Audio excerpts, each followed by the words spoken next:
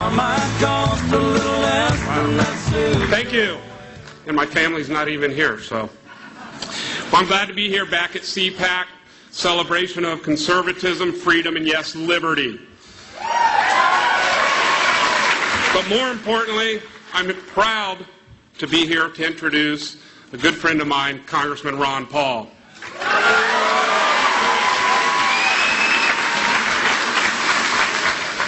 For those of you that don't know, Congressman Paul served proudly in the U.S. Air Force as a flight surgeon. He's a country doctor, an OB-GYN who's delivered over 4,000 babies.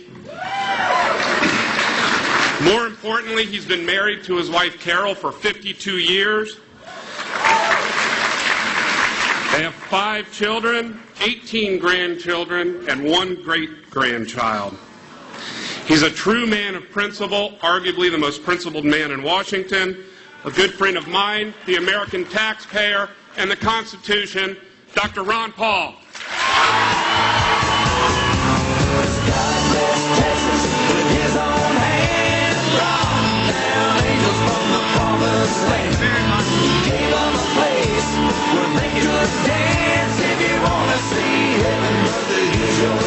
Thank you.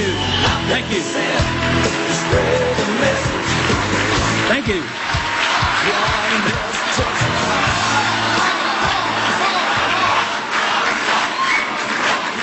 Good. Good. You keep that up, I won't have to talk very long.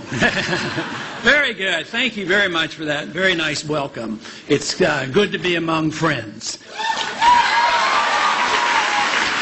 I give a lot of speeches over on the Hill. I give a lot of speeches on the floor. Lo and behold, I don't get that kind of applause. Because I don't think they're on the same wavelength as you and I are on. I think there's a disconnect, and of course that's what this struggle is all about. I think in many ways the conservative movement has had a struggle defining a conservative. You know, we finally got the conservatives in charge. We have been struggling ever since Barry Goldwater and Ronald Reagan and the revolution of 1994 and the continuation of the year 2000. We finally get the House and the Senate and the presidency. And what did we do? We doubled the size of the Department of Education. I thought we were supposed to get rid of the Department of Education.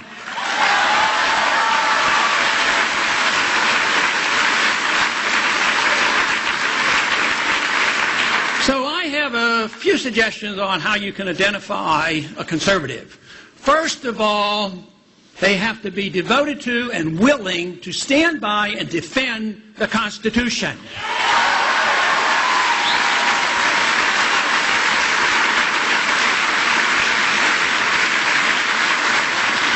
And of course, there's another position they ought to take. Many have. Many in this room will take that position. But it is absolutely necessary. A good conservative will start talking about and preaching on why we have to get rid of the Federal Reserve System.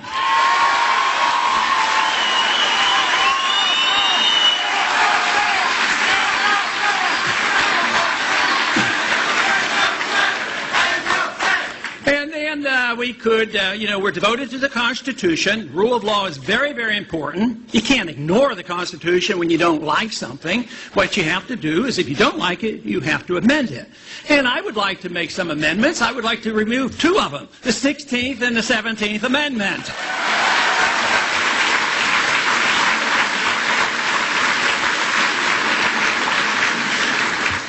But we've certainly gotten ourselves into a mess because the conservative movement that was designed to bring us back to our roots, you know, like limited government, smaller government, more individual liberty, it hasn't happened. And now, since we did not do the job we were supposed to do, the opposition has taken over. And guess what? They're criticizing the Republicans and the conservatives for not having balanced the budget. But does that mean they're going to do that? No, they're going to make us look like pikers. They're going to double and triple and quadruple the spending. I mean, it is endless. Believe me, we're in serious trouble. That is why I talk a lot to the young people. The young people are very interested in what I talk about, and the young in spirit are also interested in what I talk about. But the young people especially are interested because they know what they're getting. They know they're getting a bad deal. They're getting nothing but debt. You know, in the past 12 months, our national debt went up $1.5 trillion. And next year is going to be more. They're hoping it'll be 1.7 this year total. But it could be 2 or it could be 3. The numbers are irrelevant. And we're in an atmosphere now where if we can accept the idea that the taxpayers can pay and bail out everybody on Wall Street, but bail out the banks and big business, there is nothing that can't be, funded. Nothing that can't be appropriated. Everything will be appropriated. There will be no cuts. There will only be one limitation on what we have going on today. And that limitation will be the value of the dollar. Today, we are still privileged to print dollars, and the world is still, unbelievably, taking those dollars. But that is going to end, and when that ends, the party is over. Most people think the party is already over, but it's only half over. The financial system that we have built and have lived with started in 1971. It was the dollar standard. The fiat dollar standard, the financial system has been totally built on that system. And it was doomed to fail. Matter of fact, it was that very day in August of 1971 and August 15th when the Bretton Woods Agreement finally came undone and the last link to gold was removed that I knew we had embarked on the course that we're on today. But that system that built this monstrosity of a financial system worldwide like it had never been in the history of the world. We are the biggest debtor nation in the world, and it's not just the United States that's in trouble, it's the whole world. But that financial system has come unglued, but the next shoe to drop will be the disintegration of the dollar. So we, as conservatives and believers in limited government, as believers in the Constitution, we have a tough race to restrain the big spenders before that happens. Because when that happens, what is threatened is our liberty. The main purpose of a government in a free society should be the preservation of liberty.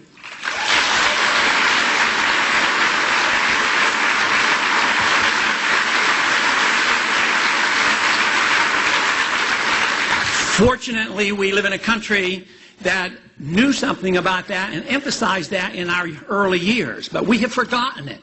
We have lost our confidence. We are not determined to present the case for liberty. We have chopped liberty up into pieces. We have economic liberty. We have social liberty. We have a foreign policy that's built on just total fallacies.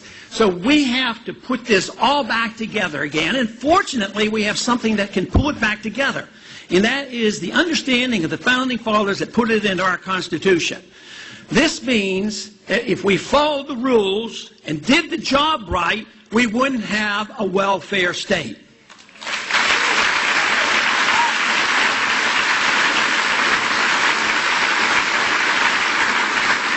The job that we have, we as believers and those who spread this message, the job we have is to present this case and still prove that we are the humanitarians.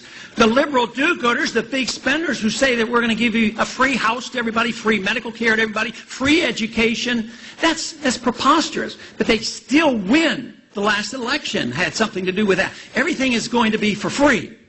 And yet the proof is, if you care about your fellow man, there is only one way you can maximize prosperity and maximize freedom, and that is through the rule of law and making sure that everybody understands that liberty is an individual thing and not a collective right.